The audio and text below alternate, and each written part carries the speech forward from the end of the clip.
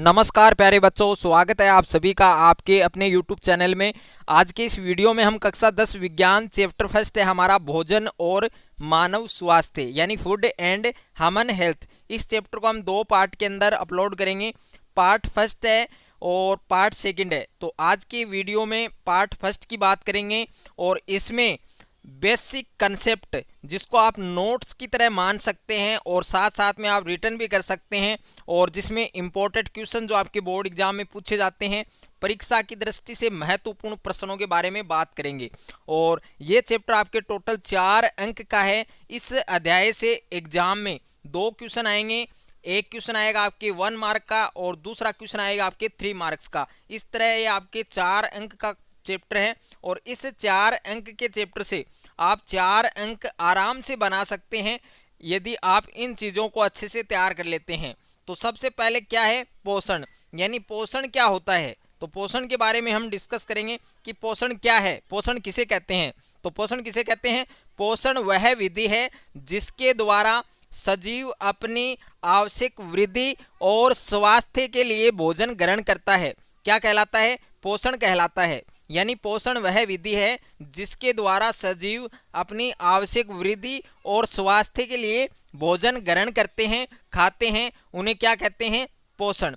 उसके बाद में है संतुलित भोजन, यानी संतुलित भोजन क्या होता है। तो संतुलित भोजन क्या होता है? संतुलित भोजन वह भोजन होता है जिसमें सभी आवश्यक पोषक तत्व उपलब्ध हो। अब पोषक तत्व क्या होते हैं? जैसे कार्बोहाइड्रेट है, प्रोटीन है, विटामिन है, खाद्य रेशे हैं, जल हैं, ये सब क्या हैं? यह आवश्यक पोषक तत्व हैं और ये उस भोजन में होने चाहिए पर्याप्त मात्रा में। उसको ही हम क्या कहते हैं? संतुलित भोजन कहते हैं। उसके बाद में है संतुलित आहार के गुण। अब ये आहार क्या होता है? तो आहार हम भोजन को ही बोलते हैं, यानी संतुलित भोजन बोल सकते हैं। तो संतुलित भोजन के गुण या संतुलित आहार के गुण। तो ये 4 पॉइंट है, इसके 4 पॉइंट आपको अच्छे से तैयार करने हैं। जिसमें फर्स्ट पॉइंट क्या है? संतुलित आहार शरीर को मजबूत बनाता है। और दूसरा क्या है? रोगों से लड़ने के लिए रोग प्रतिरोधक क्षमता को बढ़ाता है। रोगों से लड़ने के लिए रोग प्रतिरोधक क्षमता को बढ़ाता है। और तीसरा पॉइंट क्या है? दिमाग को तेज और स्वस्थ बनाता है। दिमाग को तेज बनाता है और स्वस्थ बनाता है। और 4 नंबर पॉइंट है संतुलित आहार में सभी पोषक तत्व उपलब्ध होने चाहिए। और जो संतुलित भोजन है, संतुलित आहार है, उसमें सभी पोषक तत्व उपलब्ध होने चाहिए। ये क्या है? आपके संतुलित आहार या संतुलित भोजन के गुण हैं। उसके बाद में आता है कुपोषण, जो वेरी वेरी इंपॉर्टेंट है। कुपोषण से आपके क्वेश्चन पूछ सकता है एग्जाम में। तो कुपोषण की परिभाषा, इसके प्रकार और इनसे होने वाले रोगों के बारे में हम डिस्कस करेंगे। तो कुपोषण की परिभाषा क्या होती है? लंबे समय तक जब पोषण में किसी एक या अधिक पोषक तत्व की कमी हो जाती है, उसे क्या कहते हैं?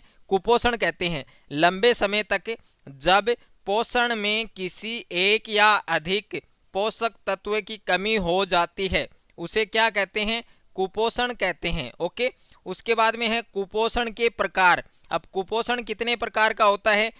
3 प्रकार का होता है। एक तो होता है विटामिन कुपोषण, और दूसरा होता है प्रोटीन कुपोषण, और तीसरा होता है खनिज कुपोषण। ओके। तो कुपोषण के 3 प्रकार होते हैं, विटामिन, प्रोटीन और खनिज। सबसे पहले हम बात करेंगे विटामिन कुपोषण से होने वाले रोग, यानी विटामिन कुपोषण से कौन कौन से रोग होते हैं। जिसमें पहला रोग क्या है? विटामिन कुपोषण से होने वाला पहला रोग विटामिन ए। आपने पहले भी पिछली कक्षाओं में भी अध्ययन किया होगा विटामिन ए, जिसकी कमी से कौन सा रोग होता है? रतौंधी।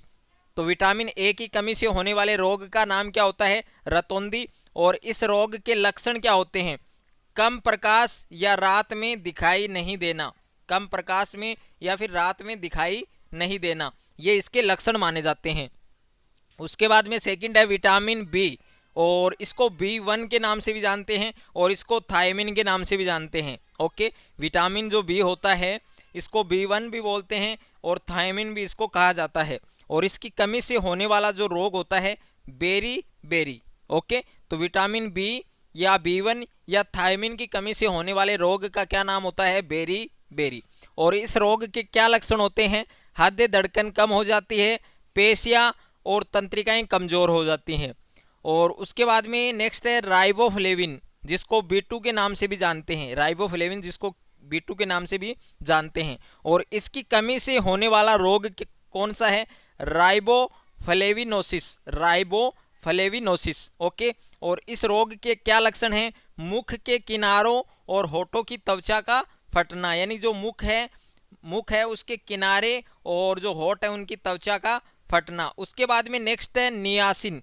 अब नियासिन है जिसको B3 के नाम से जानते हैं। नियासिन को किस नाम से जानते हैं? B3। और इसकी कमी से होने वाला रोग कौन सा है? पेलेग्रा, यानी जो नियासिन है या B3 है, इसकी कमी से होने वाले रोग का नाम लिखिए, पेलेग्रा। और इस रोग के लक्षण क्या होते हैं? जीभ व त्वचा पर पपड़ियाँ पड़ना, जीभ पर और त्वचा पर क्या पड़ना? पपड़ियाँ। उसके बाद में नेक्स्ट है एस्कॉर्बिक अम्ल, जिसको C के नाम से जानते हैं, एस्कॉर्बिक अम्ल। और इसकी कमी से होने वाला रोग कौन सा है? स्कर्वी। और रोग के क्या लक्षण होते हैं? मसूड़ों से खून आना और त्वचा पर चकत्ते बनना, यानी मसूड़ों से खून आना और त्वचा पर चकत्ते बनना, ये सब इसके क्या हैं? लक्षण। उसके बाद में है कैल्सीफेरोल, जिसको D के नाम से जानते हैं, कैल्सीफेरोल जिसको किस नाम से जानते हैं? D से। और इसकी कमी से होने वाला रोग कौन सा होता है? रिकेटस, यानी कैल्सीफेरोल होता है जो D है और विटामिन D है, विटामिन D की कमी से होने वाले रोग का नाम क्या होता है? रिकेटस। और इस रोग के क्या लक्षण होते हैं? तो पैरों की जो हड्डियां हैं वो मुड़ जाती हैं, पैरों की हड्डियां मुड़ जाती हैं और घुटने पास आ जाते हैं, पैरों की हड्डियों का मुड़ जाना और घुटनों का पास आना। ओके, उसके बाद में सेकंड है प्रोटीन कुपोषण की कमी से होने वाले रोग। तो प्रोटीन कुपोषण की कमी से होने वाले 2 रोग होते हैं, एक तो होता है कवासी और दूसरा होता है मेरस्मस, सूखा रोग। तो इसमें फर्स्ट है हमारा कवासी और रोग। अब कवासी और रोग क्या होता है, इसके क्या लक्षण हैं और इसके क्या उपचार हैं, तो इसके बारे में हम डिस्कस करेंगे अच्छे तरीके से। तो सबसे पहले है कवासी और रोग। ये कौन सा रोग है और किसमें ये प्राय होता है? तो कवासी और बचपन में होने वाले कुपोषण का गंभीर रूप है, यानी जो कवासी और बचपन में होने वाले कुपोषण का गंभीर रोग है। और कवासी और में बच्चे में सूजन आ जाती है, कवासी और के कारण है बच्चों में क्या आ जाती है? सूजन आ जाती है। अब इसके लक्षण क्या हैं? इसमें भूख मर जाती है, यानी हमें क्या पता चलता है कि उसमें कवासी और रोग हो गया है, उसको कवासी और रोग हो गया है, तो हमें क्या पता चलेगा? उनके लक्षणों से ही तो पता चलेगा। तो इनके क्या क्या लक्षण होने चाहिए? तो लक्षण क्या है? इसमें भूख मर जाती है और खाने में मुश्किल लगती है, खाना है वो खाते हैं तब मुश्किल होती है, और प्रतिरक्षा तंत्र है वो कमज़ोर हो जाता है, और खून में शक्कर की कमी हो जाती है, और शरीर का तापमान कम हो जाता है, और इसमें विटामिन ए की कमी हो जाती है, और रोशनी कम हो जाती है। विटामिन ए की कमी के साथ साथ रोशनी भी कम हो जाती है, आँखों की जो रोशनी है वो भी कम हो जाती है। और उसके बाद में यदि ये रोग हो गया है मान लीजिए, तो इसके क्या उपचार हैं? तो हर 2 घंटों के बाद थोड़ी थोड़ी मात्रा में कुछ खिलाना। अब क्या क्या खिलाना चाहिए, क्या क्या खिलाना चाहिए? तो दाल है, चावल है, अंडा है, दूध है और अनाज से बना दलिया, यानी ये दलिया है, ये ज़रूर देना चाहिए। उसके बाद में है vitamin A, B, C, D युक्त चीज़ें आहार में, भोजन में ज़रूर होनी चाहिए, और यानी उनमें vitamin A, B, C, D इनसे युक्त चीज़ें ही आहार में ज़रूर होनी चाहिए। ऐसे आहार देने की ज़रूरत होती है जिसमें ऊर्जा और प्रोटीन काफ़ी हो, यानी ऐसा आहार उस पेशेंट को दिया जाता है जिसमें ऊर्जा हो, एनर्जी हो और प्रोटीन है वो काफ़ी मात्रा में हो और जो आसानी से पच सकता है। उसके बाद में सेकंड रोग क्या है? मेरस्मस यानी सूखा रोग। जब प्रोटीन के साथ पोषण में पर्याप्त ऊर्जा की कमी हो जाती है, जब प्रोटीन के साथ पोषण में पर्याप्त ऊर्जा की कमी हो जाती है तो शरीर सूखकर दुर्बल हो जाता है और आंखें हैं वो कांतिहीन और अंदर धंस जाती है, और इस स्थिति को क्या कहा जाता है? मेरस्मस रोग कहा जाता है। जब प्रोटीन के साथ पोषण में पर्याप्त ऊर्जा की कमी हो जाती है तो शरीर सूखकर दुर्बल हो जाता है और आंखें हैं वो कांतिहीन और अंदर धस जाती है। इस स्थिति को क्या कहा जाता है? मेर्समस रोग या फिर सूखा रोग कहा जाता है। अब खनिज कुपोषण, अब खनिज कुपोषण क्या होते हैं तो उनके बारे में हम डिस्कस करेंगे। तो खनिज कुपोषण किसे कहा जाता है? खनिज कुपोषण की कमी से शरीर में कई प्रकार के विकार उत्पन्न हो जाते हैं। यानी जो खनिज कुपोषण है उसकी कमी से शरीर में कई प्रकार के विकार उत्पन्न हो जाते हैं। लौह तत्व रुधिर के हीमोग्लोबिन का भाग होता है और इसकी कमी से रक्तहीनता के कारण चेहरा पीला हो जाता है। ओके, और आयोडीन की कमी से थायराइड ग्रंथि की क्रिया मंद पड़ जाती है, धीमी पड़ जाती है और उसकी कमी से कौन सा रोग हो जाता है? गलगंड रोग हो जाता है या घेंगा रोग हो जाता है। आयोडीन की कमी से थायराइड ग्रंथि की क्रिया है वो धीमी पड़ जाती है, मंद पड़ जाती है और इसकी कमी से कौन सा रोग होने की संभावना रहती है? गलगंड या घेंगा रोग। तो ये सब बातें आपको इसमें अच्छे से ध्यान में रखनी है। अगर आपका मैथ, फिजिक्स, केमिस्ट्री और बायोलॉजी के किसी क्वेश्चन में डाउट है तो आपको उस क्वेश्चन का फोटो खींचकर उसको क्रॉप करके सेंड करना है। तुरंत वीडियो सॉल्यूशन के साथ आपको आपका आंसर मिल जाएगा। और आप class 6 to 12 NEET, IIT, JEE mains और एडवांस की भी तैयारी कर सकते हैं। तो अभी डिस्क्रिप्शन में जाइए और डाउटनेट के इस एप्लीकेशन को डाउनलोड कीजिए। डाउट हो तो डाउटनेट करो। आप 8400 400 400 इस नंबर पर भी आप अपने क्वेश्चन का फोटो क्रॉप करके सेंड कर सकते हैं। वहां पर भी आपको आपके क्वेश्चन का आंसर वीडियो सॉल्यूशन के साथ मिल जाएगा। अब पीने योग्य जल के गुण। अब पीने योग्य जो जल होता है, जो पानी हम घर पर पीते हैं वो पीने योग्य जल है। अब उसमें कौन कौन से गुण होने चाहिए, कौन कौन सी विशेषताएं होनी चाहिए? तो पहला गुण क्या होना चाहिए? वह जल गंधहीन, कण रहित, निर्मल, स्वच्छ और पूर्ण पारदर्शी होना चाहिए। और दूसरा पॉइंट क्या है? पीने योग्य जल का पीएच संतुलित अर्थात 7 होना चाहिए। पीने योग्य जल है उसका पीएच है वो संतुलित होना चाहिए और उसका मान कितना होना चाहिए? 7 होना चाहिए। और तीसरा पॉइंट क्या है? जल में पर्याप्त मात्रा में ऑक्सीजन घुली होनी चाहिए। जल में पर्याप्त मात्रा में ऑक्सीजन की मात्रा होनी चाहिए। और 4 नंबर पॉइंट है, जल में कोई सूक्ष्म जीव, वनस्पति आदि नहीं होने चाहिए। यानी जो जल हम पी रहे हैं उस जल में कोई भी सूक्ष्म जीव नहीं होना चाहिए, वनस्पति आदि नहीं होने चाहिए। उसके बाद में है दूषित जल। अब दूषित जल क्या होता है और इसके क्या दुष्प्रभाव होते हैं तो उनके बारे में हम बात करेंगे। तो दूषित जल के दुष्प्रभाव। तो दूषित जल के सेवन से कई बीमारियां उत्पन्न हो जाती है।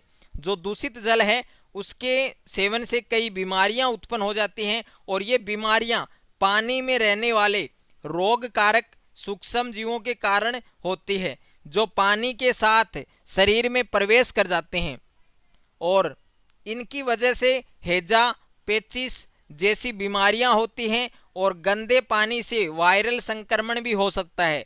और उस गंदे पानी से क्या हो सकता है? वायरल संक्रमण। और वायरल संक्रमण के कारण हेपेटाइटिस, फ्लू, कोलरा और टाइफाइड और पीलिया जैसी खतरनाक बीमारियां होती हैं।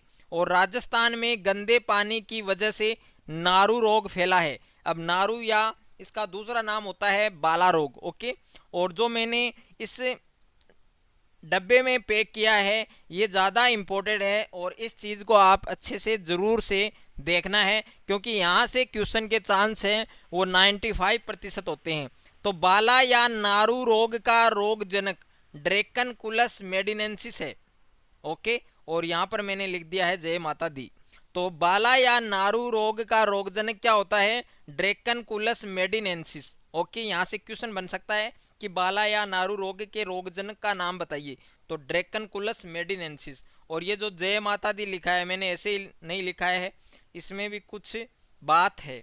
अब वो बात क्या है वो आप कमेंट करके बता सकते हैं और सभी को जय माता दी जरूर बोलना है। एक बार कमेंट करना है जय माता दी। उसके बाद में है शरीर भार सूचकांक यानी body mass index, BMI।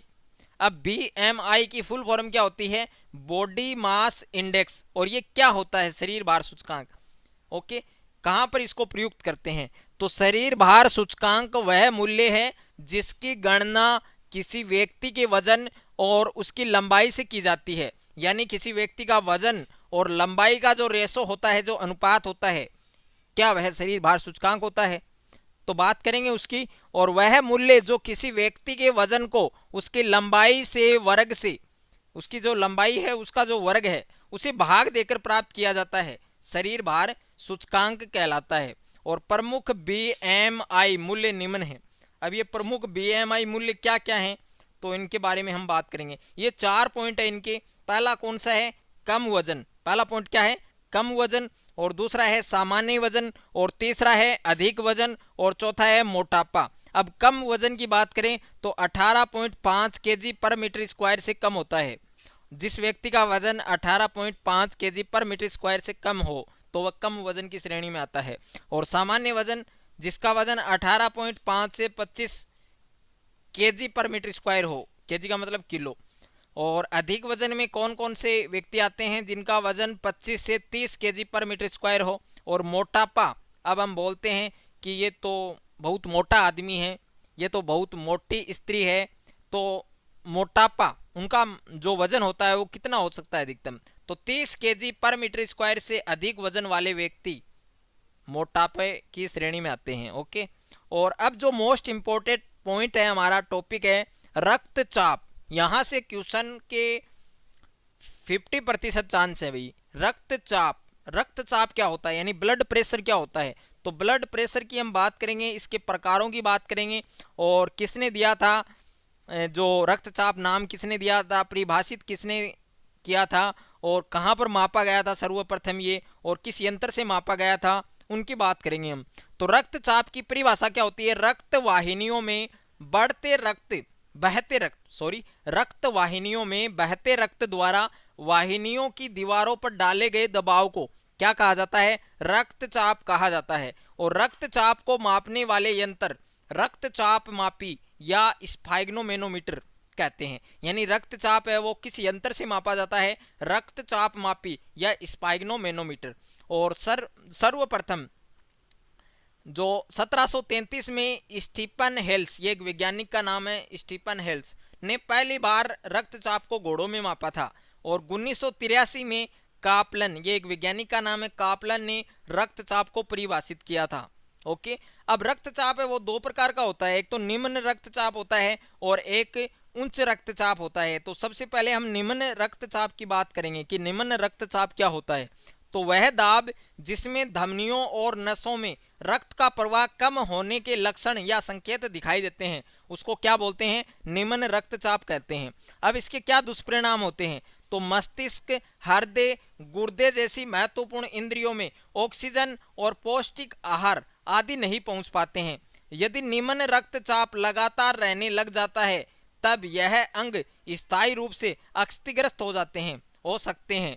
Okay. और उच्च रक्तचाप क्या होता है? जब किसी व्यक्ति का सिस्टोलिक रक्तदाब 140 से अधिक और डायस्टोलिक रक्तचाप, जो डायस्टोलिक रक्तदाब है, रक्तचाप भी बोल सकते हैं, वो 90 से अधिक रहने लगे तब इस स्थिति को क्या कहा जाता है?